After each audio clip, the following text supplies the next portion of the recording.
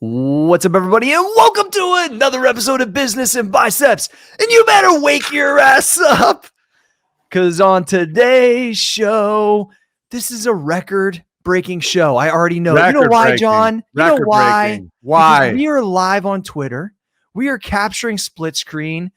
Everyone's quarantined, but we're getting better, Johnny, because we got more capabilities. This is amazing. This is amazing. Talk about it, John. Talk about it. Listen, I get to see your fantastic face. I like the background. And more than anything, hopefully people can see our screen names. Okay. Mine's very appropriate. It says John, also known as King. I did not input that name. When I signed in, the fucking software had that programmed. Cory's Cory G. I'm John the King. Let's roll, G. All right. We haven't done a question and answer show in a really long time. So what I'm excited about is I went out on Instagram and people put in questions, and I'm just going to go down the list, Johnny, and throw them at you. You ready? We'll rock and roll. Let's do it. All right. So at Shearer17 says, as a young professional, what is the most important aspect of leadership in your eyes? As a young professional, the most important aspect of leadership, I think, is understanding that you are always either consciously or subconsciously, but for most people, they're not aware because they're young leaders, that you're always going to have your self-interest at top of mind.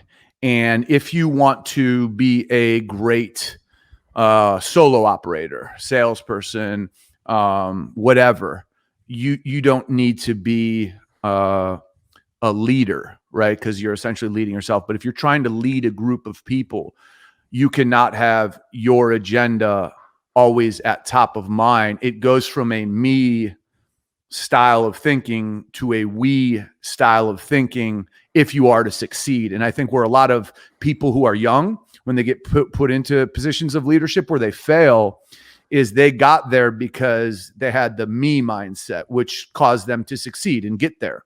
But once you get there, that's why I always talk about it. A lot of salespeople fail in management roles because the me got them there. And then it's got to be we. And the way you lead is very different than a way you keep pushing your own career forward. So I think the most important advice I would give to a young leader is be aware that there's nothing more important than cauterizing a team, whether it's 2 people, 5 people, 10 people that are willing and able and are into following you. That's the hardest thing to do, to get people to actually believe in you and follow you. And the way to do it is to switch that mindset from me to we.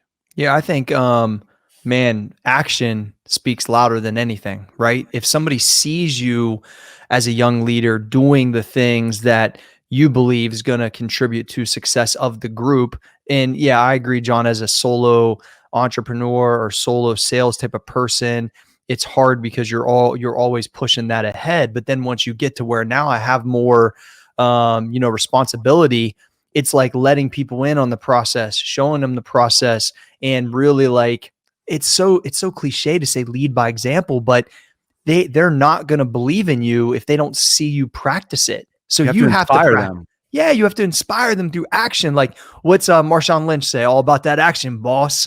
Or you know what I mean? That's what it is. And Tom Ryan, the Ohio State wrestling coach, said something really cool when I was around. I think it was when we interviewed him. Maybe it was before or after, a long time ago. He said, "All I have to do is follow you around for a few hours during like kind of your workday, and you wouldn't even have to tell me. I would know whether you're successful or not."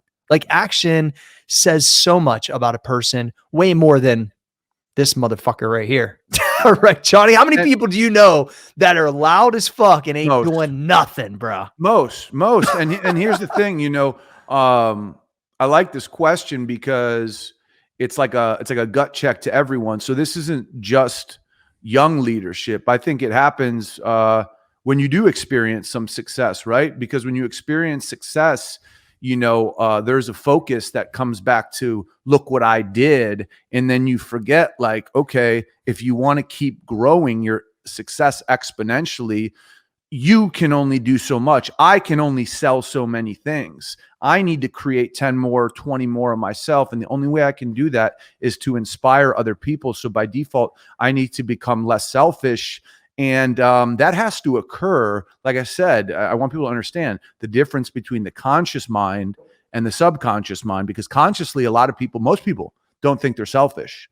But Yep. if you look at your actions and like you really want to be a good leader, you got to dig into how you behave when you're not thinking about that. And you'll know if you inspire people, you know. Also, isn't it tough, Johnny, too? Because to be a leader, you have to be so confident that you are going to push your ideals or what you're about because you believe it's probably the best way. So, at least in your mind initially. So it's such a weird kind of borderline of, I don't want to say arrogant, but confident, arrogant, push, showcase, but also be humble enough to listen. Don't you think that's a tough one sometimes? I think it can be, because ultimately as a leader, I think your job isn't my way you guys follow. I think it's to put out a vision, and it's to invite people into that vision and say, okay, how do you see it? And then it's to sit back and listen. And then ultimately you make the decision as the leader. But when people feel heard, they feel involved. You can't just be like, hey, we're doing this, and take no input. You have to sit back and say, my job is to make the decision for the team, but that decision should embody a lot more than just my solo thoughts. Yeah. Yeah. Well said. All right. I think we got that question good. All right. Number 2 is from @Hunter Lockhart. He said, during these times, what do you think is being more affected, physical or mental health? Mental health. And I think we're going to come, it's going to come to a head, because right now we're all experiencing a situation that none of us are familiar with. And most people are not educated or taught by their parents about mental health. So when they feel depressed, when they feel anxious, it's basically like deal with it, right? But they're not aware that these feelings lead to very bad thoughts, and sometimes these thoughts lead to destructive actions. So like I said, like I always say, when you do not have a frame of reference, and none of us have a frame of reference, being locked down during a pandemic, losing money, not being able to see family, this is a stress test of America's mental health. And I don't want to be a pessimist, but I don't think most people, especially younger people who grew up technology only, are ready for this. So I hope I'm wrong. I really hope I'm wrong, but I think there's going to be some bad things that happen, because this is such a fish out of water experiment. I don't know if young people will be able to handle it. At least some of them. My friend Juan, who's out in Cali, had messaged me yesterday, and he just sent me like a quick message. He's like, "Hey, G, appreciate you, putting out a bunch of positive vibes." He said, "I just think a lot of people aren't used to having this much time with themselves, and we've been so confused." Right? Facts, right, Johnny? He hit it dead on. So shout out to Juan. Yeah. And I was like, Shout out to Juan. Is Juan the guy? I think over at Max. He's the one that just came over. He's got a big fucking neck. Yeah, that's Juan. Yeah, yeah. Juan's Shout out to Juan. I appreciate to Juan Juan. over at Deuce's Gym. And so yeah, Juan was like, and I agree with that 100%, because you are forced, even if you're busy online, even if there's so much time. No one in any of our histories have had this much time on their hands since all of this technology's happened. So you're forced to collect your thoughts at some point. And I believe people can go years and literally at this point and never do that, Johnny. But when you got that real quiet time and there's this 1,000-pound gorilla of limbo on top of it, it starts making people get real uncomfortable. And I think that there's a ton of soul searching, and I'm glad that the mental health thing's been a topic. So at least it's out there. But yeah, I think this is once again a social experiment, though no one knows how it ends. I think although I believe there could be some really dangerous, bad things that come out of this, it is going to be a cleansing, because one thing I think you remember, I talk about, like, whenever I am kind of interviewing, if you will, a female to date, right? I always camouflage ask them. I always camouflage ask them, like, oh, do you go out every night? Because what I'm looking for is someone who can spend time at home with themselves, because I believe someone who can spend time with themselves and have time with themselves, they've dealt with their issues, because we all have baggage. We all have issues. That is a fact. But people I have found in life that don't always need to be busy, that can, read a book at night and not be around their friends or not have something on the schedule. These are people who are more mentally healthy, and more than anything, they've dealt with their demons, and we all have demons. So this is a time where I don't think people are aware, but you're forced to deal with your demons. When you're alone, it's you, yourself, and the walls. And when it's you, yourself, and the walls, those ugly things that you've always been able to put off because of school or work or the gym or your girl, you can't put off no more. So you got to think about what happened to you when you were a kid that still terrorizes you. You have to think about those situations that you're emotionally scarred with. And most people, I think, will be forced into that, and you have to feel pain before the sky can clear up. So I think a lot of people are going to be in pain, but pain is necessary. You must feel pain to get through things, and I think a lot of us put off our pain because we fear pain. It's normal to fear pain, but pain is part of the process of healing. So I think this could eventually do a lot of good things for people that they're not even aware that it's doing. Oh, I agree 1,000%, because you can only entertain yourself for so long, right? At the end of the day, eventually you've got to start to soul search a little bit, and then hopefully come up with almost like a rebirthed kind of take on things, potentially, because you were forced to dig deep during this time. So I agree with that, John. For sure. All right, number 3, at Steven's Image, he said, how do you overcome being mentally exhausted? You need to tend to your mind like you tend to your body. And the thing about the body is it adapts, right? So, doing a 20-minute circuit 3 years ago could have physically exhausted you. But if you push yourself and you get in shape, you could do a 1-hour circuit today. Well, I think the same thing goes for mental exhaustion. So you really need to look at what it is that's exhausting you. And I think for most people, and I could be very wrong, for most people, it's not even action, right? Where they're applying their brain to action. It's their thoughts. It's their thoughts and their almost speculation, I'll call it anxiety, of the future. The what ifs, the what ifs, the what ifs, the what ifs. I believe that is extremely mentally exhausting. So it drains people, don't it, Johnny? How could it not? Because there's no answer. When there's not a solution, you're just going to keep saying what if, right? And then you're going to wake up the next day. So you need to identify what's draining you. And then you need to say, is there a solution? And if you find what's draining you is the questions in the future that no one can answer, you have to find a way to meditate, actually do something to let that go and just say, I'm going to do whatever's giving me stress. See, I love to do this.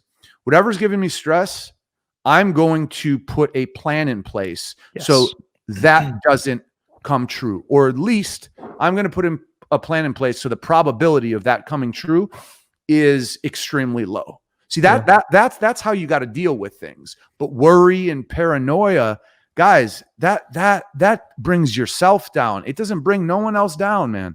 So you got to look at what's mentally exhausting you.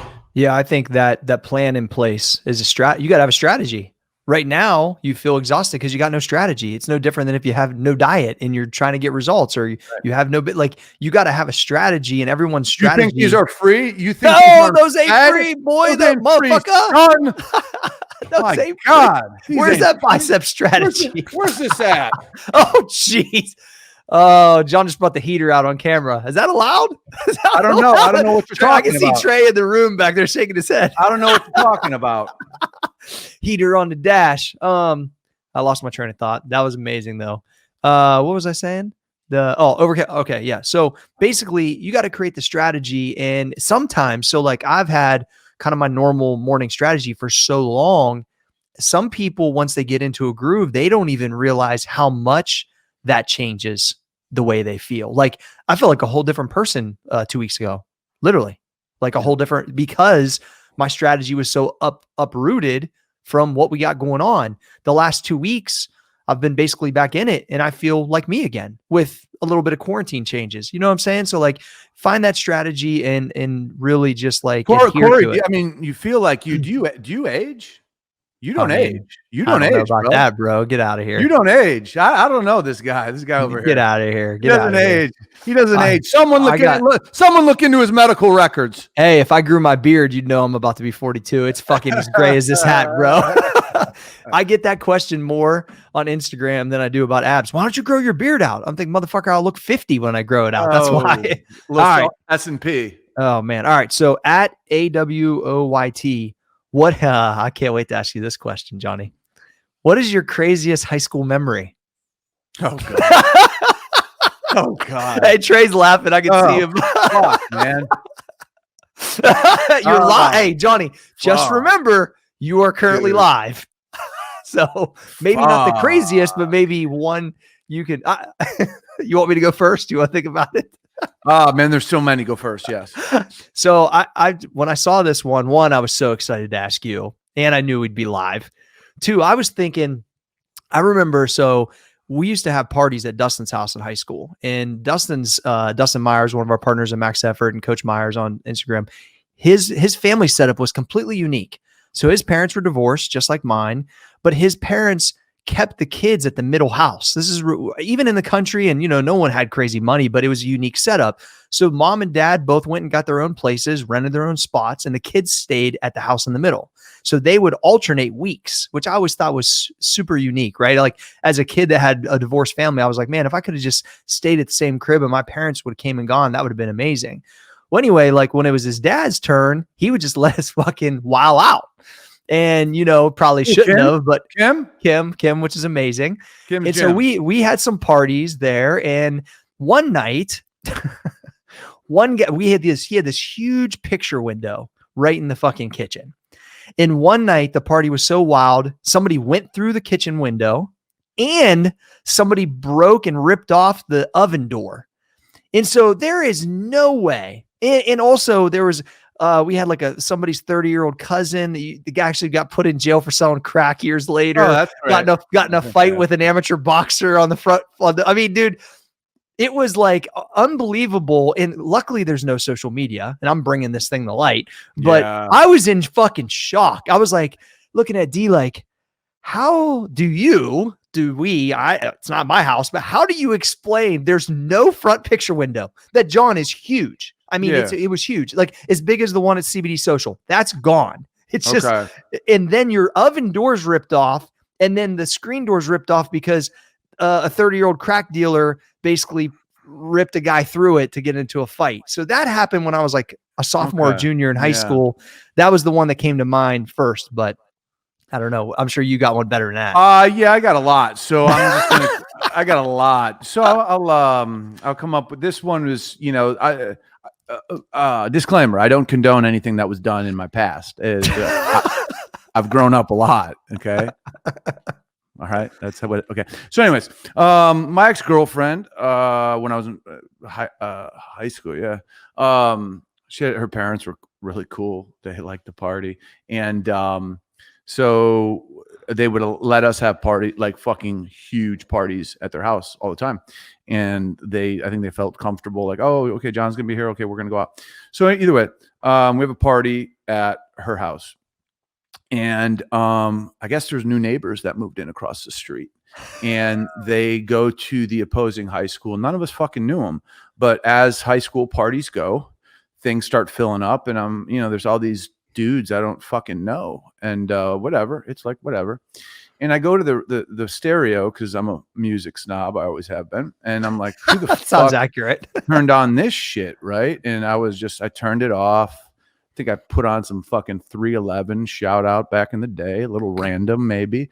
So I put on some 311, And all of a sudden, I feel the back of my head like someone turned on a faucet on it. I'm like, what the fuck? Who's pouring water on me? And I grab it. And as I'm grabbing it and looking at my hand, and it's not a faucet, it's blood, it's everywhere. Apparently, I got smoked in the back of my head with a beer bottle and just cut the fucking shit out of it. I see my friend Steve, who literally has this guy in a power. If you've watched WWE, I shit you not, he has him in a power bomb, which means he folded him above his head and he's slamming this fucking dude onto his head. Like he knocked him straight the fuck out. And all of a sudden, bro, we got a fucking riot. I'm swinging on I don't know who broke my nobody knows who broke the bottle on my head. So we're fucking beating the living shit out of these dudes. So they all run out the house. Well, my fucking friend Bob, who's a lunatic, I think he might be in jail now. He's like, Johnny, that's the guy. I said, lock the fucking door.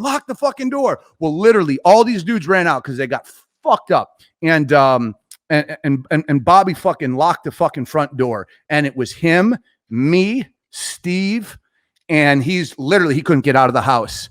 And we sent that dude out of there in a fucking ambulance, just put it that way. The cops came, so I had to flee out the back door. Well, outside of the house, there was this like big marshy pond.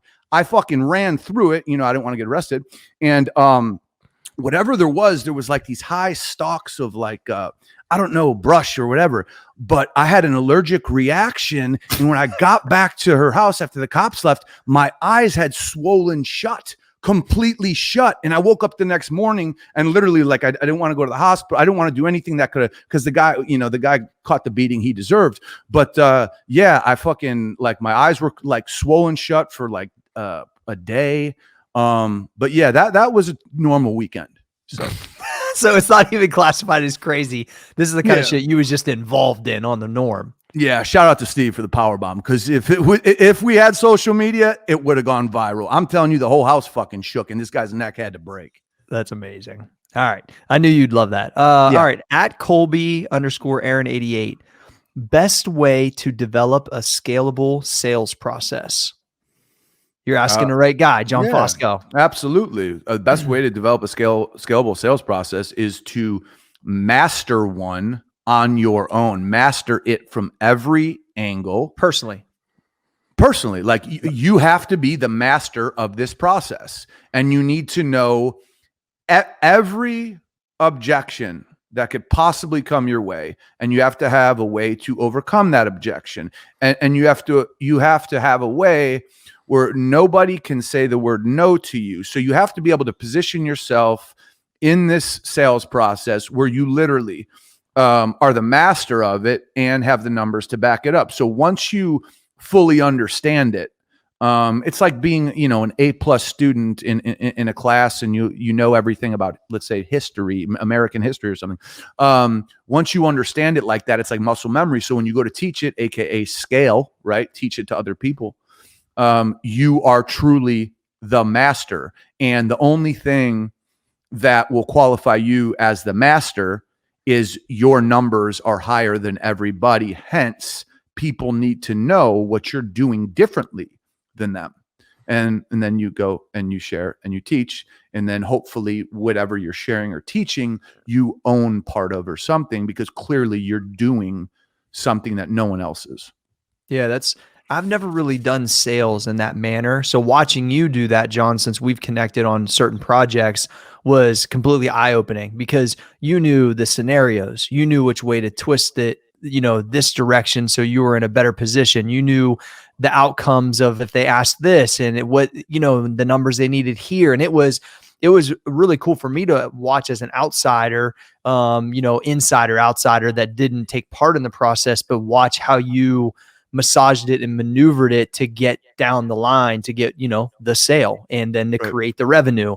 And because I always sold such a different way, because it was more like I was offering information and then with the hopes that they would support it because it made an impact. But this was like workouts to supplements is much different than selling advertising. Correct. Or doing deals in the UFC like you used to do. With, mano a mano versus larger scale. And the interesting thing about it is you can go larger. Well, it's exactly the question. You Yeah. can go larger scale once you've learned mano a mano, but obviously, let's say like in Muscle Farm or whatever, you had a team and shit, you know? Yeah. Well, and I think that if I guess I think back, it was like, I remember how when I was in my personal training studio, how I sold supplements. And it was because, right? So I guess now when I'm thinking about this real time, they'd come in and I would give them value, which they were paying for, by the way, for a workout. But then they were like, man, I'm so fucking sore.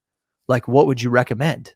Right. Or, you know what? I need to get up for this workout. What's the best pre-workout? And really, I guess it was the scalable internet version of that to date, which makes sense, I guess, now that I think about it. All right, cool. Next question. At Way, WEY, and 404 wants to know, what's John's diet? Well, my diet's terrible. My diet's terrible. My diet is truly terrible. I mean, Cory was trying to get me to do something yesterday. I said, bro, I'm on my way to Cracker Barrel. No, this is real talk. Yeah. He's like, bro, I'm on that pancake life. I was like, all right, just call me after. So here's the thing. So funny. I think I got lucky with a good metabolism. And at the end of the day, I got some decent genetics. And my thing is this: I enjoy eating, but I work out fucking hard. I really work out. Like the workout before this show, dude. Man, I fucking I could have fallen asleep after. It was rough. I work out hard and I work out often. So listen, like, I'm not in the fitness world like you are, where you have to look a certain way. Listen, I would never walk around fat, right? Like if my metabolism didn't permit, then I wouldn't eat that way.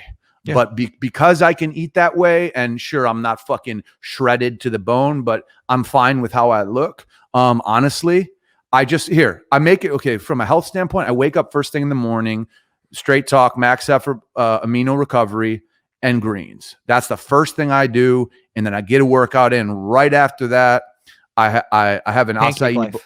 I'm just kidding. Well, I have an acai bowl, which has a lot of antioxidants. But like after that, it's game on, bro. Like this is for real. Like if there's cookies in the house, I'm telling you, a box of Oreos will last 2 days. 2 days. So like, yeah. I eat like that, And Johnny, what do you weigh? You're like, what, 215?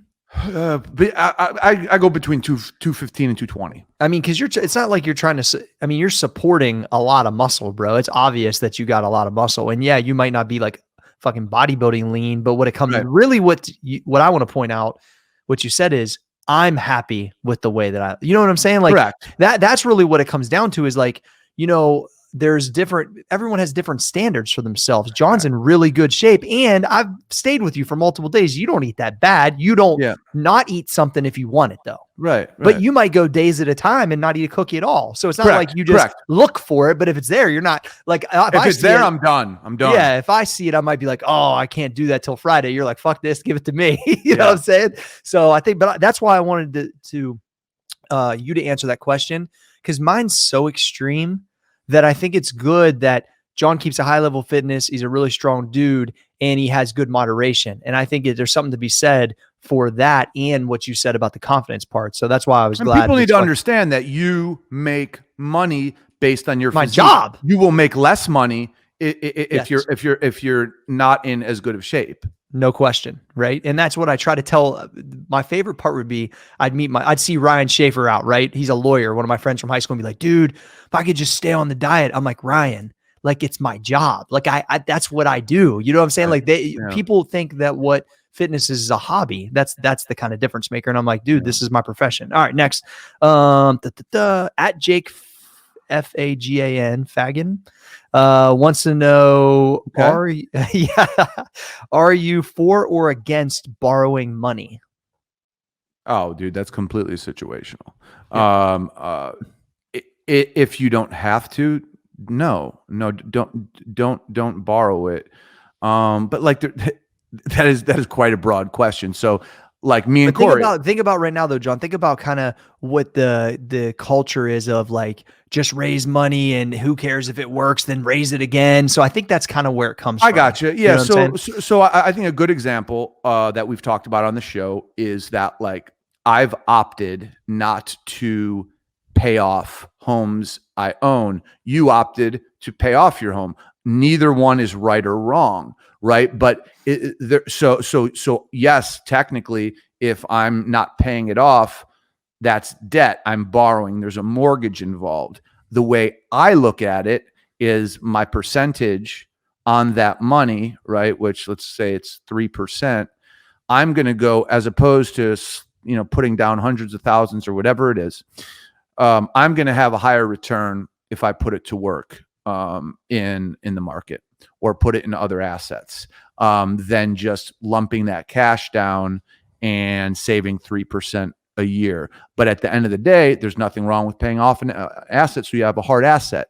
So that's why I said it's situational. Everyone looks at it differently. There is no right. There is no wrong. There only is a wrong if you're borrowing for vanity or luxury. If you're borrowing money, it should be because your business needs food, right? It's like after you have great genetics, but like you can't grow because after you work out, you can't afford to eat. So your body's not going to grow. But if you ate, you would be fucking 190 and ripped. Okay, well, you got to borrow money for food then, because you want to get there. Same thing with the business. If your business is like, damn, like, dude, our sales would go up by like 250K if we were able to get more inventory. Okay, go borrow then. But if you're just borrowing because you want a car or because you can't think something might work. You have to have fucking data and analytics that back up that if I borrow this at this percent, my return's going to be higher than my debt to interest ratio. Yeah, I think, and I love that initial thing that you talked about, because also I think now, because when I did that, it was like maybe like 4 or 5 years ago. I know so much more now. I might have made a different decision now because of what you said. Like, I know my state of mind 4 or 5 years ago when I paid that off, I thought that was the best use of it because I didn't know as much about the market and that stuff as I do now. Right. So my education has gotten better. And now I would know, wait a second, maybe I would go half and half because I think I could get a better net return. Right. So I think a lot of that comes down to the education based around finance.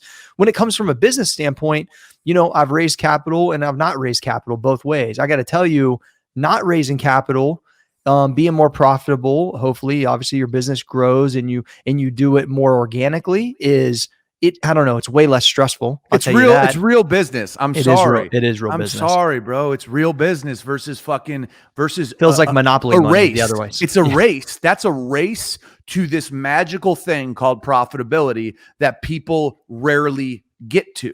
Yep. And so I listen. I'll never be Steve Jobs, but I'll always be good. You know what I'm saying? Because I'm playing. I'm playing a real game. I played both games, and I got to tell you, this game to me is just, look, I had to go through what I went through to learn what I learned, and I've got to experience both. But at the end of the day, I would Your much bank rather. Account can talk. Your bank account can speak. Yeah, the bottom line speaks, Johnny. Right, 100%. All right, next one from Eric Hutchinson 4. Opinions on napping during the day, and if you like them, how long, and if you don't, why? I don't think we ever talked about this. Okay, interesting. Napping during the day, I'm not gonna shame that. Although I don't do it, but if you, dude, listen, it's about working smart versus working hard. Yep. If you have knocked out what you have to knock out, and your plate is empty, and you're tired because you got up, you fucking killed it, and it's 2:30 p.m. and you need a nap, I'm fine. But my problem is this. My problem would be when people just say, well, 2:30, like they do siestas in Europe. I'm out. I'm going to take a nap. Yeah. Well, it like anything else, to me, that's a reward, and it should be based on performance. So my take is, once again, situational. But if you have attacked your day and knocked out your objectives, I don't have a problem with it. No. Yeah, I'm not against. The funny thing is, people probably think I'd be super against it, but I'm really not at all. If I knew I would feel better. So my problem is, I think that when I've tried it a long time ago, maybe I should try it again, like 20 minutes or whatever, and I'd wake up feeling like my body wouldn't want to wake up almost. You know what I'm saying? Like I would feel more groggy. So it's almost like when I shut it down, like, dude, there was a hailstorm last night. I didn't even fucking hear it. like at all. You know what I'm saying? So like, Oh, because you and Rachel were doing your thing? yeah, I wish. No, it's because I was really asleep. But at the end of the day, it's like I think that if I knew it could make me more effective, oh hell yeah, I would shut it down for 20 minutes. And then if I knew I could go till 11 p.m. every night and feel awesome, but I always just felt worse from it, which is why I've never tried to put it into my daily routine. I have a question. I have a question for you, Cory. So we're live, Johnny. I know. Okay. So I had remember last week I had that fucking migraine for like a day and a half. Yeah. Okay, so basically I had to force myself to like lay down and like during the day. And I don't know if this is something that changes with age, but do you get fucking horny as shit from like 2 to like 5 p.m.? Like, no, I'm serious. Like, I feel like, you know how women are on cycles and shit? Yeah. 2 to 5, huh, Johnny?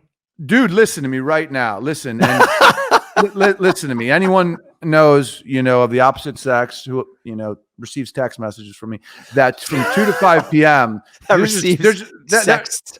No. I said text message for whatever. That time is serious. It's a serious time. And if I try to nap, boner nap. Yeah, dude. Yeah, you got to take care of the fruit. But I don't know. Jeez, Johnny, I love it. All right, next one. Okay, all right.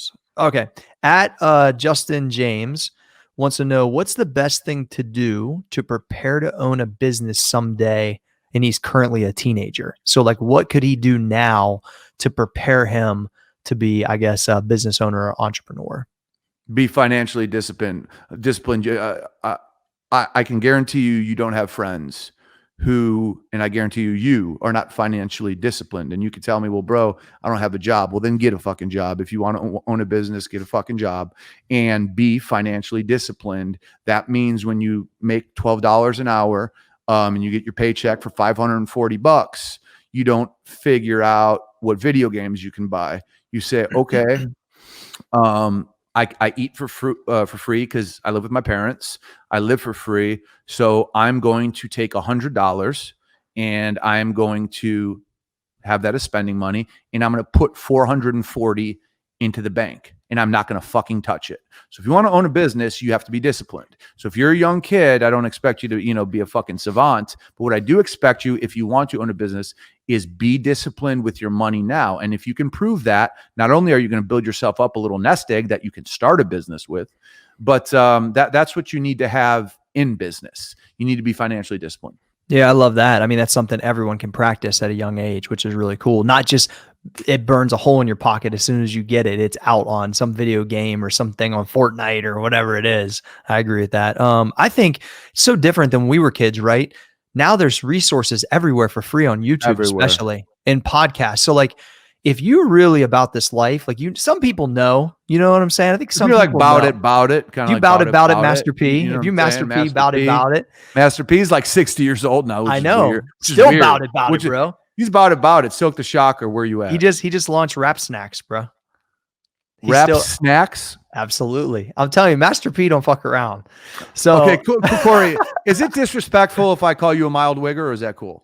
No, I don't think I don't take no disrespect in that. Okay, cool. Trey, so Trey's laughing. I can see so because you're a mild wigger at an older age, tell me about Master P. Listen. So Master P was the early Master P, like the True and the About It stuff. I remember, yeah, right. That stuff was a little early for me. I caught on to that later because I remember Juvenile. Of course, and I watched. I still don't know what he says. No, he doesn't even know what he's saying. He just knows it went platinum, motherfucker. Exactly. And there's just big women with a lot of melatonin, with huge butts, just dancing. I just think that all in all, like that age group of rap. Oh, melanin, right? Not melatonin. Melanin. Not sure where you're going with that. Melanin is the skin. The skin makes the skin darker. Melatonin. No, melanin, isn't it? Melatonin is the sleep drug, right? Trey, you want to help us? Trey, you're Trey, come in and help us out. Trey, you're technically black. Yeah. So okay. Help us out, Trey. Trey, you're technically black. Please speak. So melatonin is like the thing for your head, like the drug for your head, like make you go to sleep. Melanin is why your skin is darker than mine. Yes. And There you go. hopefully your penis isn't bigger. All right. Well, let's thanks, go. All right. All right. Next question. Okay. Oh, this is amazing, John. You're gonna love this. Thanks for coming in on that, Trey. Yeah, Amazing. appreciate that. All right. So at T squared 146 asks, college degree or life experience better, but spelled college. COLLAGE. Oh, collage. So I'm just wondering. I'm guessing I know his answer, but I'm just saying that's like some shit I would do. Collage. I've made many collages. I like art. So, John, is a college degree better experience better? John Fosco's opinion.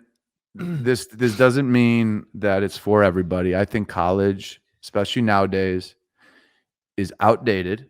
Number one, way too expensive, and it is for the majority of people a big party.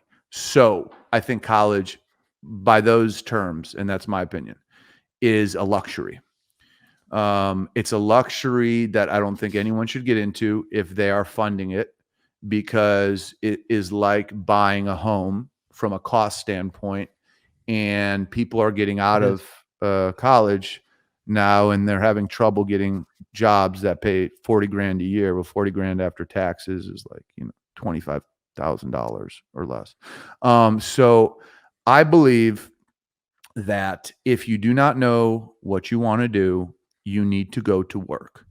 Even if it's a job you don't like, you need to go to work. If you know what you want to do and it requires an education, go to college. Now, go to college when you're 25. You don't have to go to college when you're at 19, right? Go to college when you know what you want to do and it requires college. But there may be a lot of things that there may be a lot of people that want to do things that do not require college. And we need, as a country, we need to start looking at it. I mean this when I say it. Stop listening to your parents, truly, because because they program in your head, go to college, go to college. Well, listen, college is a huge financial liability unless you use it correctly. And the only way you can use it correctly is if you know why you're there. If you don't know why you're there, it's a waste of time and it's a waste of money. I don't believe, it's good to get socialized. Motherfucker, you can get socialized in the real. If you go work at McDonald's, you're going to work with black people, with, I don't know about Asians, but you'll work with Filipino people. You'll work with all these people and Indian people too. And Indian people are very nice people. So you get cultured at McDonald's, is that what you're saying? You'll get culture. Yeah. It's such a bullshit. Oh, you can go to college so you get to feel the culture of the real world. That's not the culture of the real world. Who's having the fucking keg party? No, dude, it's just fucking a bunch of fucking kids who are getting fucked up. And yes, there are some Asians who actually go to school who actually get a degree and then they come out and they fucking conquer the world. Yep. But hey, if you're Asian, go to school. If you're not, don't. All right. My take's going to be a little different than John's, I think. I think that right now, I was thinking about this today. If I went to a school that was $50,000 a year, which there's a ton of them that cost that. Especially University of Chicago is about to be $100,000 a year. Okay, $100,000. Let's say you're quarantined for this entire next quarter. Can you rationalize paying $30,000 for a quarter at Chicago University to do online classes? If you can, you're a dipshit. I mean, think about that for a second, right? Like I couldn't rationalize, and I'm a professor, by the way, just want to say, we'll talk about that at a later date, but it would be hard. Now I profess at a community college, so it's very cost effective. But it's an esteemed. It's an esteemed. Listen, I'm gonna fucking pull the slide back on this. It is an esteemed community college, Johnny Fosco. We should pull this clip for Instagram. It's amazing, and I am leading the charge at Columbus State on content. And so, anyway, listen. But I just Johnny, put your heater away.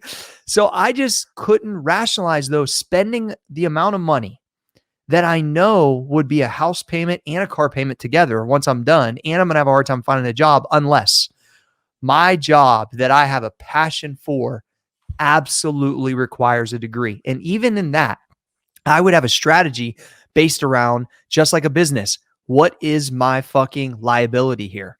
I'm not going to go to the most expensive, because guess what? Most motherfuckers don't care. If you got skills, you got skills. I don't know. I just think people got to look at it like a business, and they're taking on this debt so young. Parents are They advising don't them. understand what debt is. No. No one understands what debt is. No one understands what debt is at that age. And these It's like parents chaining that are, yourself early. dude, that the parents that are just green lighting, just go. They're true. Your parents are half retarded if they just They're green green. light You know you. why they're green lighting that, Johnny? Because Because they're half want. retarded. Besides that, it's Okay. more because they want to make sure they look good. That You're right. I really believe that. I don't even think it has anything. Parents they're narcissists. They're assholes. So. I don't think it has nothing to do with the kid. I think that's a they great don't want. parent. What a great parent. I know, but I don't even know if they know that. I think Fantastic. I think they're thinking about like, well, if my kid doesn't go to school, are people going to think he's a fucking Yeah, when loser? I go play bridge, what am I going to tell Martha? You know, your I mom's swear a that I think that's part of it, bro. Lunatic, And bro. if you think about that, you're allowing, even though it's your parent, we both know, like you know, listen, you can't pick your parents. So like, should you really all the way listen to that? I don't know. So don't listen to your parents. Good little round table. All right. They're terrible people. All right. This question is they're third-rate parents. They're never going to make it. This question is from Cost a Lot of Money One. You know, shout out to Alex Costa. Alex Costa. Yeah. Yes. As you guys run multiple businesses during all of this, what's the best thing to keep in mind daily? The best thing to keep in mind daily is don't let society or the news or anyone tell you that you should stop running your businesses and you should wait on government announcements and if you have a stay-at-home order, whatever, nobody can tell me to stop running the businesses.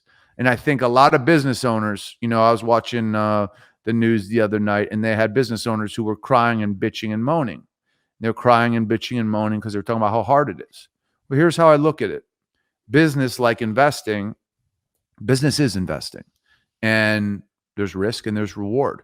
So there's no rule in business that says a pandemic's not going to hit and that you don't have to deal with it. Yeah. Right. So why would I complain about this? Because I chose this, and all bets are off when you choose a business. So the same people who are crying about how it's not fair, well, when they're making, $700,000-800,000 a year personally or more, are they crying? No, they're not crying. So business is about survival. There's up years, there's down years. The up years can support the down years. If you're running your shit right and not overextending yourself, everything supports everything. You can't look at it in a singular fashion. So the way you do it is to keep doing it. Listen, if your revenues are down 70, 80%, it is what it is. It is what it is. Try to figure out a better way. We're going to get out of this, but you got to keep fighting every day, and you got to keep acting like it's business as usual. And guess what? It will get back to business as usual, but don't hold your breath and don't expect it. So I need to get back to what the numbers were. No. Listen, if your new normal is you're down 80%, that's your new normal. You better make sure you get that 20% though, because the 20% matters. It's just like any other time, it's based around solutions. What is the best case solution? What is the way I can dip this way or dip that way to continue the process as business as usual as possible? Obviously, we have some businesses that can keep operating and some that can't. And then there's those little like audibles that you have to make so you can keep it moving. It's tough, but I always think like each day, okay, what is one thing that maybe we could tweak this way during this time? Because no one knows how long it is. Or what's one other thing, John and I will bounce off ideas from Max Effort back and forth and CBD social and the different with the podcast. Like, look, this is something we're doing new today for Business and Biceps that could make us way more valuable as a show. And I think honestly, we should change the name of the show to that we're really good looking. I mean, if you look at this, or great looking people, John, very successful, AKA very the King. Strong people. Are you Tiger King, John? Is that what you're trying to say? Dude, don't go there with me, Joe Exotic. Bro. Don't go. Listen, Bro. Joe Exotic has a padlock for his penis. Dude. Okay, that's part of the show. Bro, which is disturbing. And he also put his face on condoms. Okay, Joe Exotic belongs behind bars, and so does everyone else in that show, especially that fucking bitch who fucking fed her fucking husband to the tigers. That fucking the fact bitch. that everyone believes that narrative is amazing to me. Because She did. I mean, I'm not saying she didn't. I'm just saying that she's like, internet. He disappeared. It's like, dude, bitch, your husband died. Like, shouldn't you be crying right now? He disappeared.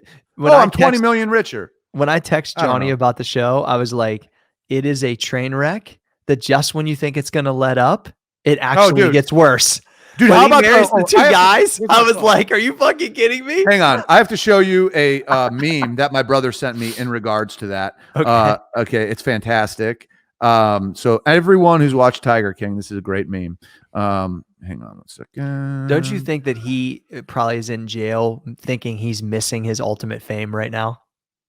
You know what I'm saying? Because the dude obviously wanted to be famous, and he is right now, 100%. He's one of the most famous dudes. Can you read that? I don't know. Is there glare? That's his friend. I can tell that. Can you read the text? What's it say?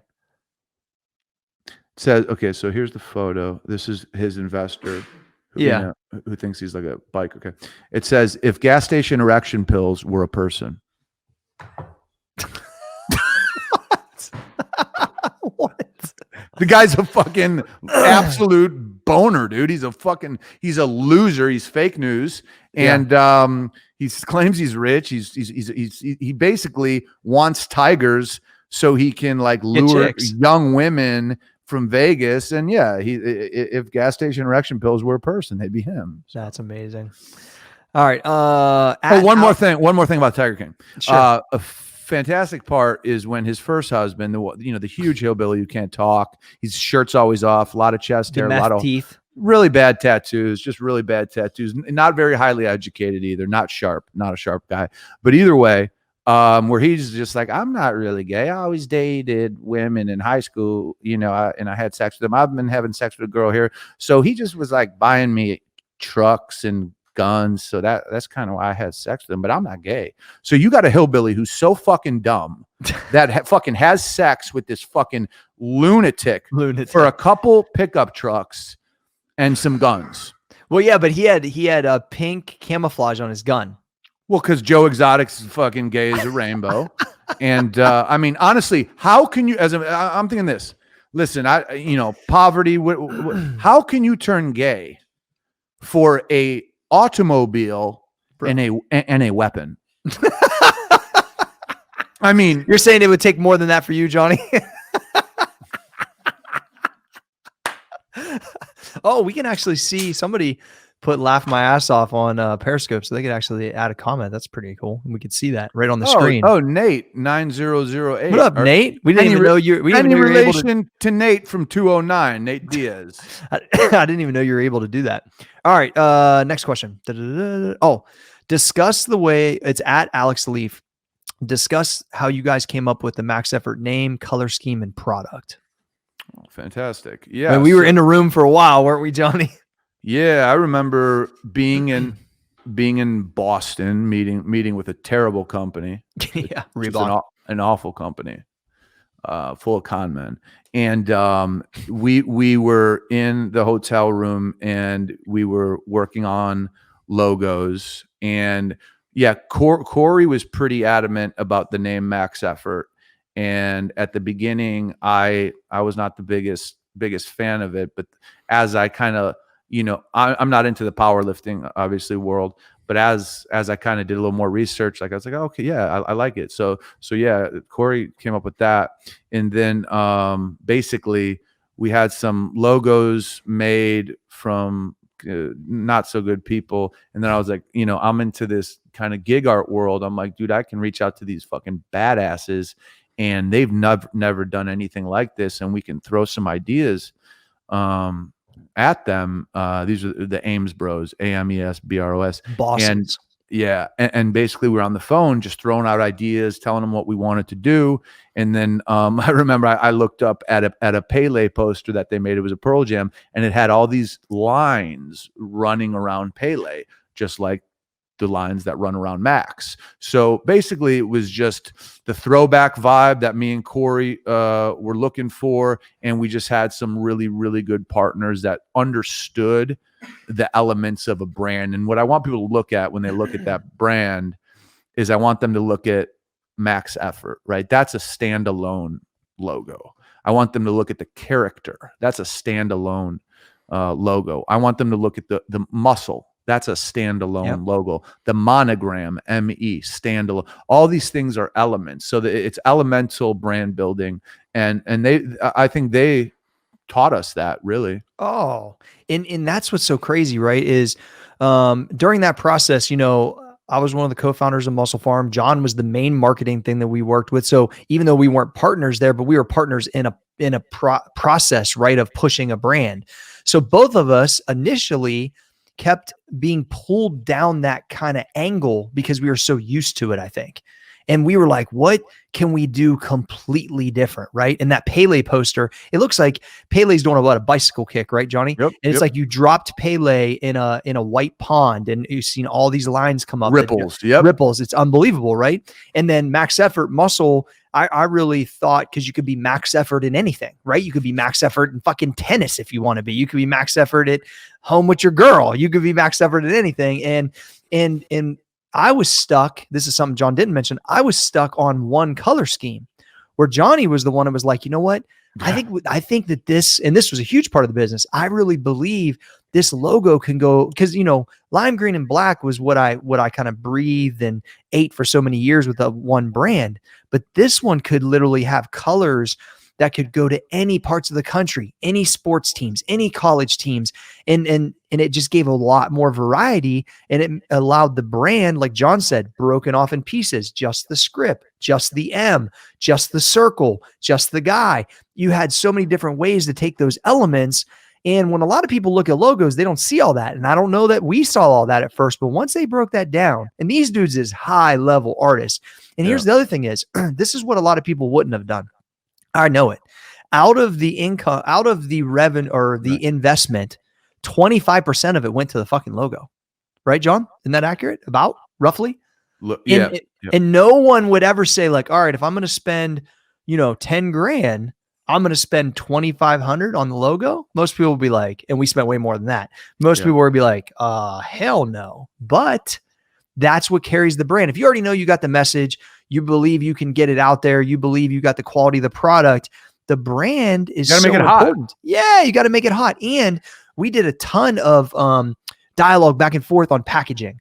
What is the old school packaging? We looked at tins. We studied the 20s and the 30s, and I forget even who came up with it, but one of us came up with burlap and using the burlap to be able to send it to people's house instead of a box. That's really what launched our outside of the customer base that was there. What launched us to that second pedestal was that branding on the burlap. That was so game huge. Changer Year one. And I remember, John, Snapchat was super hot then. And I just remember we had X amount of 100 orders that people, pre-ordered. And we didn't tell anybody that we were sending every order in burlap sacks, not in boxes. So I remember my Snapchat exploding with people like, what the fuck? They had never got a package in the mail. And that's when it comes to marketing, when you can find something that's an intangible that truly makes you different. They're like, where the fuck is this potato sack? Like, what's that? And it's branded on the front, and you can reuse it. And you can reuse it. And that right there was something that really lifted us off out the gate quick. And all of those elements and teamwork was truly it was a work of art, man. I'm super proud of it. It was truly at that point, that it truly was teamwork. Yeah, no, it was. And an expression of each one of our likes and personalities. And, there was never any like animosity towards names or this or packaging. And, obviously I heavy come from the space, and John has always wanted to be involved in the space, and he was around it. He's worked out. That was his first time in it like that. And I was so pumped because I had somebody from outside of hardcore supplements be able to bring these points of view that I had never thought about. And I was so in this world with what I just came from, it was so necessary to be able to think that way. And then I was like, oh, okay, yeah. And then once I started getting more on that vibe. I think I was able to reach down in and feel the stuff that I had done wrong or needed to do better. I don't know. That process was a lot of fun. Yeah, I mean, it really was. So, all right. We got 2 or 3 more, and we got to know we're running a little late, but I think it's good. Honestly, with this video and this format, we can run it. Yeah, right. That's what I think too, John. Yeah. This is going to allow us to do a lot more programming if we want, which is exciting. Yeah. All right. We're going to get a lot of female listeners. I'm just telling you right now. I'm sorry, a lot of female watchers. They may not even listen. They may not even listen. They're just going to watch, John. All right. So at Addy Strong Fitness wants to know the best way to grow your own fitness brand in such an oversaturated market. And it really could be any brand, but he said fitness brand. What's the best way to grow it when it's oversaturated? Fitness brand, is he talking about like personal training? I believe so, yeah. Yeah, to me, personal training is listen, there's and I don't know the detail, obviously, like you and a lot of other powerlifters, but there's one Louis Simmons, right? And you're not going to invent anything. So you have to, fitness is, I remember saying this on a show with you and someone else. Fitness is, on its face, it's a narcissistic industry, and that's okay. Yeah. It's a look at me. Look at my abs. Right. No, that's just the fact of what it is. So you are the product. At the end of the day, if you could sell people on you, and a big part of it being you is you have to be in phenomenal shape, because the people who are going to buy personal training, they're buying personal training because they don't understand shit. But when they can look at you and they can see what they want and like, my fucking God, then even if you program like a dipshit, which even if you don't know shit, even if you don't know anything, they are going to be like, he knows it. So you really have to build yourself into the brand. You have to become the brand. And when you speak, you have to speak with confidence. When you program, you have to program with confidence. Here's the craziest part is you may not even be good. But I'm serious. I've seen it, man. Yeah, I've seen it. Some dudes who don't know what the fuck they're doing, but they're just in really good shape and they speak confidently. Ultimately, you're a salesman, right? Yep. You get in great shape. That's your tool.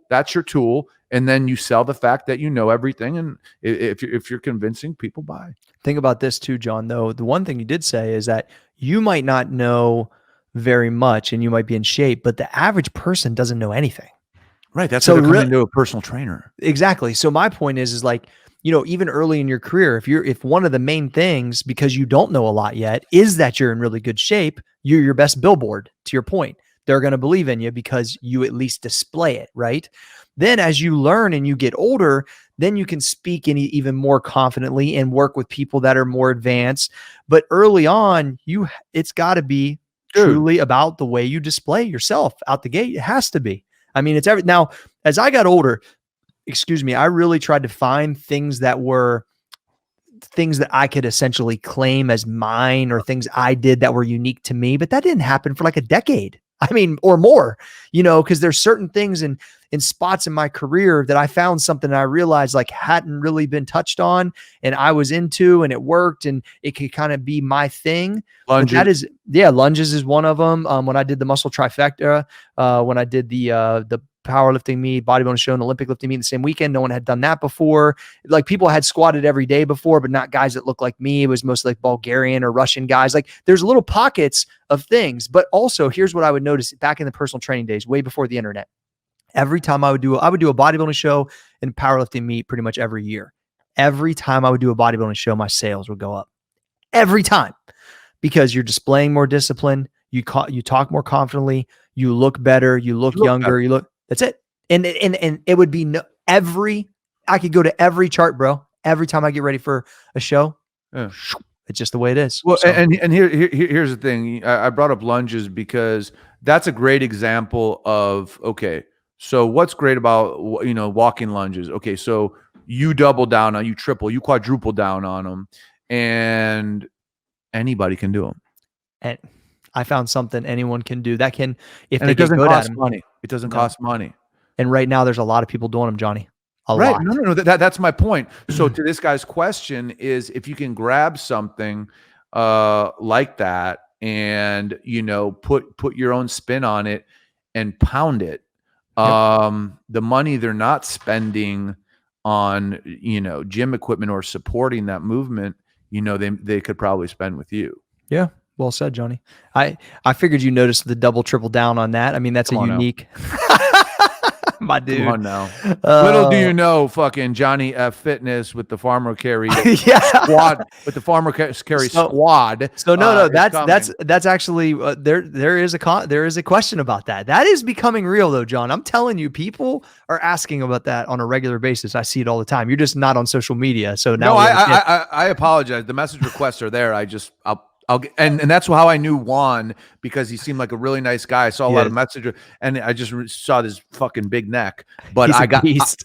I just have to get to the messages. But seems like a very nice guy, and I will respond. Yeah, for sure. All right.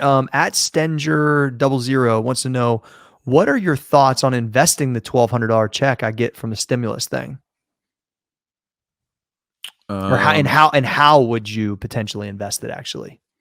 Yeah, so I was talking to Radio and his partner the other day. And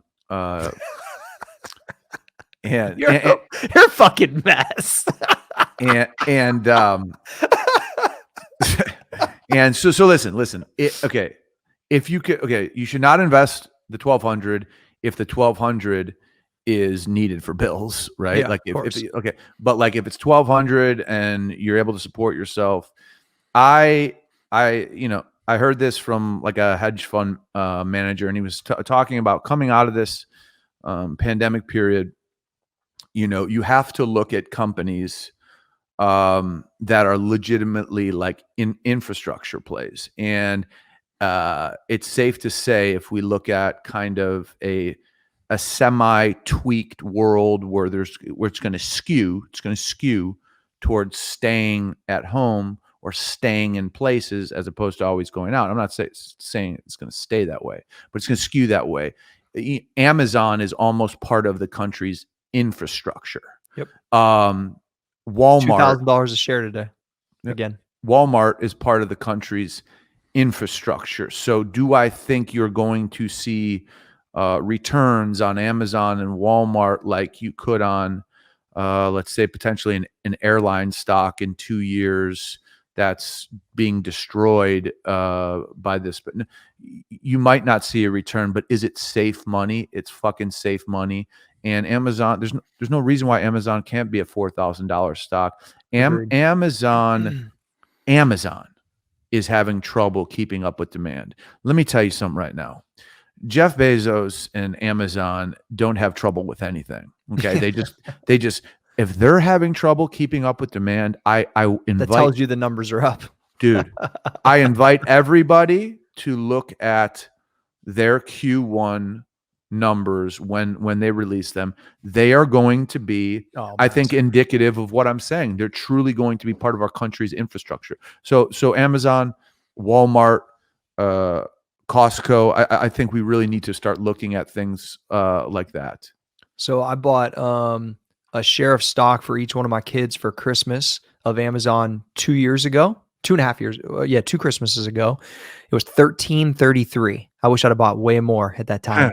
That's right. Good so they're up almost $700 or whatever. Yeah, $700 a piece. And I agree with you, John. I think when they cash these out as, college or high school seniors or whatever, to purchase whatever, a car or pay for something, that it could be a $5,000 to $6,000 stock maybe. And it could be for a used car. It could be for whatever. I think it's that type of one of those stocks. I think the other side of that coin is there is some opportunities. One, if you don't need this money and you're looking at it like free money, essentially, which is what I believe this question is, then maybe that is the time to take a chance, because it's not your normal cash, to go buy airlines or oils or stuff that's severely hit that you're not going to get back tomorrow. Like, it's not coming back for like a while. I think that maybe is a shot to buy some stuff like that because you're not counting on it. Yep. So, you know what I mean? I just want to say, I want to say something real quick on oil. And as a country, I want people to understand that we claim, and they claim, us in Saudi Arabia, we claim we're allies. We are not. We are not, because they're fucking, okay, first off, their people, fact, were the majority of them are the ones who hit us on 9/11. They were trained in Saudi Arabia. Number one. Number two, they are fucking us. They're kicking us while we're down with For this sure. oil battle. They don't need to go to war with Putin on the price of oil. They can take the pressure off us. They're our fucking ally. We fucking have bases there. We protect them. It's bullshit. Saudi Arabia is not our fucking ally. And this oil, I want people to understand what this oil thing is Saudis and Russia control so much oil. They're So having a much. dick showing contest right now.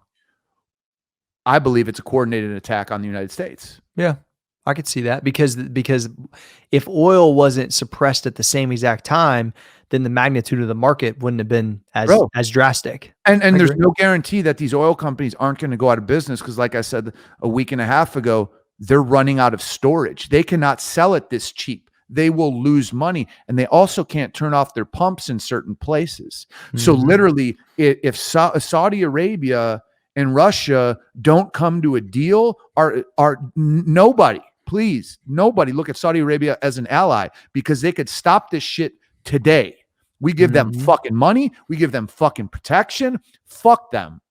Is that where the upside is on the stock though, John? Because if, and we hope when, everything should then start to creep back up, because we saw record lows. I mean, fucking seeing some of these stocks, dude, I bought Marathon at $17.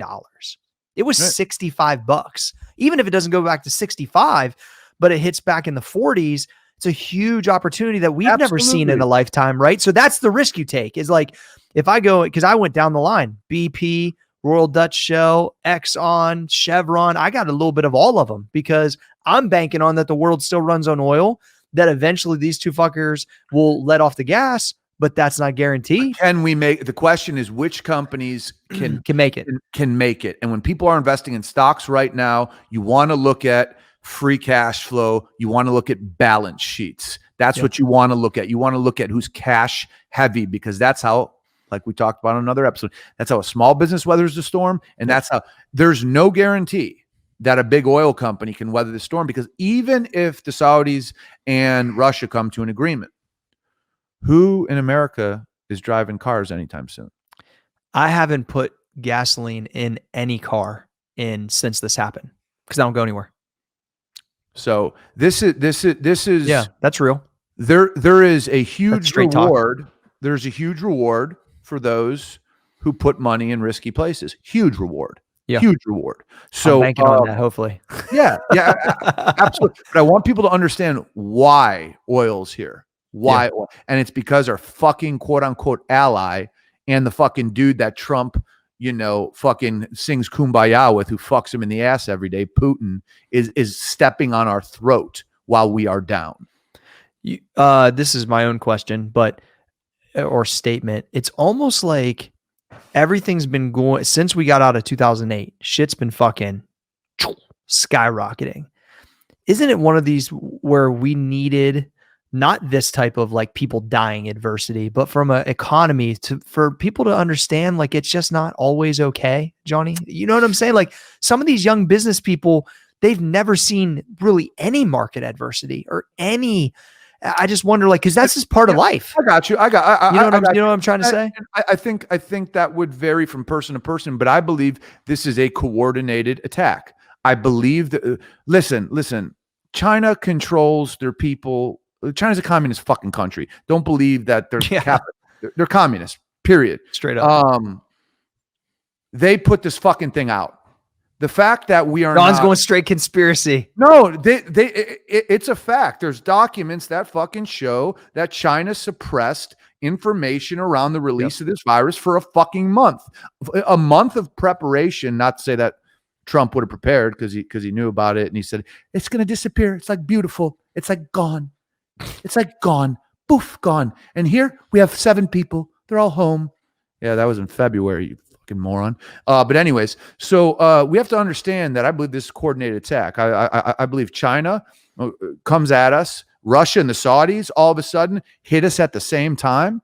Come on, bro. Come the fuck on. Like they're attacking like the heart of our economic infrastructure. Yeah. And they're killing our people and our business.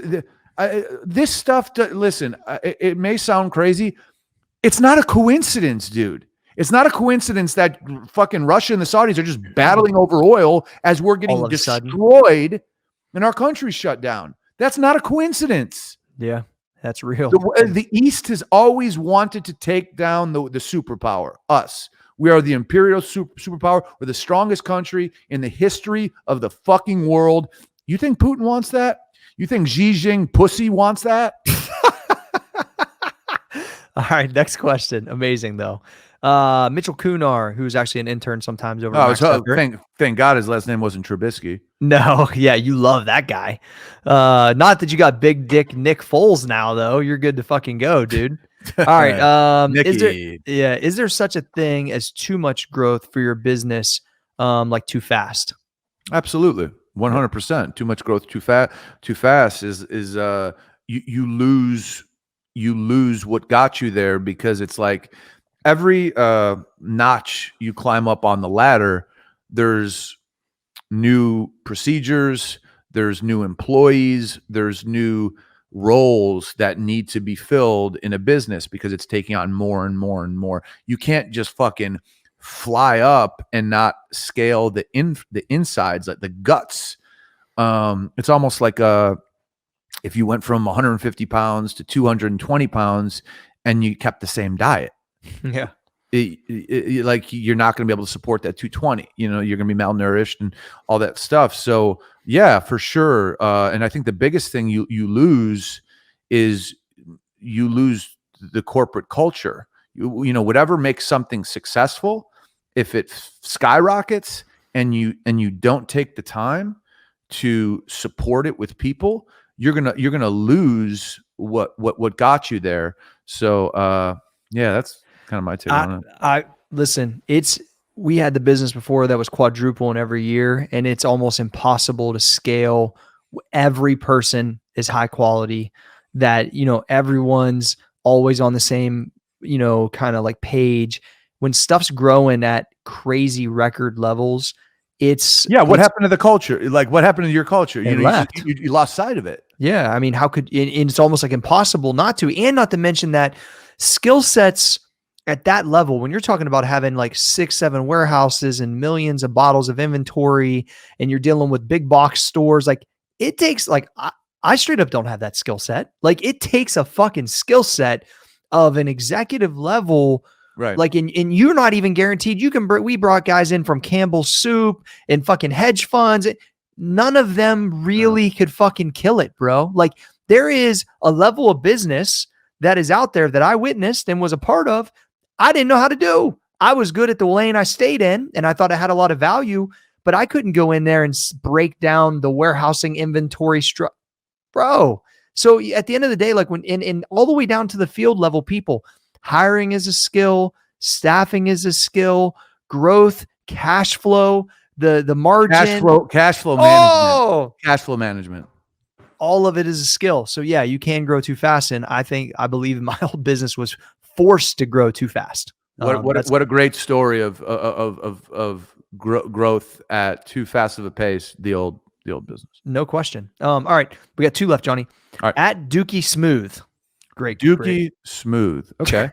How heavy and how far does Fosco Farmer carry? The one you've all been waiting. The question you've all been waiting for. So. And are you doing them currently? Are you able to? I'm not able to, which sucks, because there's a stay-at-home order. There's not the track, but I believe the record was it was I think it was 90. It was 45, which was 90 pounds for a mile, and then 100 pounds for a mile. So it's so 2 miles. So 2 miles. So call it 97.5 pounds for 2 miles straight. That's impressive, Johnny. I've only done farmer carries a few times for distance, and you'd be amazed how heavy 40 pounds feels when you go even a half mile. It fucking, especially with regular dumbbells too.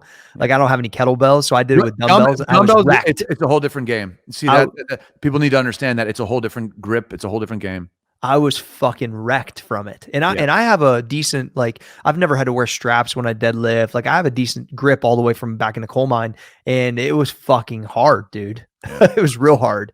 Yeah, I guess with a kettlebell, you can almost like over the top it, right, Johnny? Is that how you do it? No, I actually do the opposite of it, and you can let it hang much more. There's a way to let it hang and kick your shoulders way back to literally transfer all the pressure onto your upper back. Of course, your forearms and your grip have to be strong, but with a dumbbell, you have to grip it harder. It can't hang like a kettlebell simply because the kettlebell's weight is below your hand. Yeah. You're right, and that's what it kept doing. It kept teetering on me. Yeah. Oh yeah. It kept tittering on me. Yeah. It's a different game. All right, last one. At Nick Johnston wants to know, would love to hear your take on anxiety and how to battle it. Yeah, I mean, kind of like where we were earlier in the show. So anxiety is so listen, there's clinical chemical anxiety, and then there's I think everyday anxiety. And chemical anxiety is something that must be treated medically. So here, I'll just explain. Chemical anxiety is I wake up and something's horribly wrong, but nothing's wrong.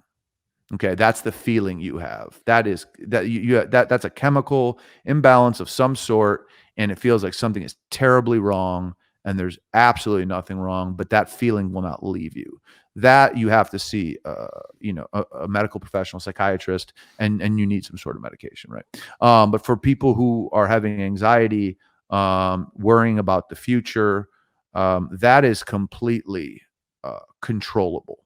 There's uncontrollable anxiety, which sometimes leads to panic attacks, which literally can give you heart attacks. I've had one before. And then there's controllable anxiety, and controllable anxiety just takes a tougher mind. You have to have a stronger mind. You have to understand that what you're focused on is something that you at this moment in time, you can do nothing about it.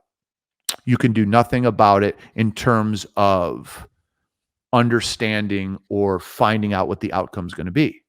So like we talked about earlier in the show, all you can do is say, I don't want that outcome to happen. So let me devise a strategy so it doesn't happen. Because what we all get lost in worry and fear, which create anxiety. But all you're doing is you're actually increasing the probability that what you are having anxiety about, you're increasing the probability that it's going to happen. Because you're not taking a proactive stance on it. You're letting it beat you. So once again, like I talked about on last episode, you have to look at things as challenges, as it's me versus that. And if you look at it as me versus that, when it's taking, like, dude, say this, like, dude, nothing's going to puppet master me. No thought is going to take control of fucking me, dude. I'm going to control my thoughts. So when you're human and your thoughts do take control of you, you put a stop to that shit and you say, what the fuck am I bitching about? What am I? Okay, go put some real thought into, get the fuck away from everybody and think about it. If you got to write shit down.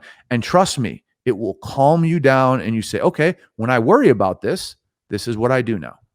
Yeah. And that's how, I remember someone explaining it to me like this, John, because I hadn't really understand it. They were like, I get anxious about getting anxious.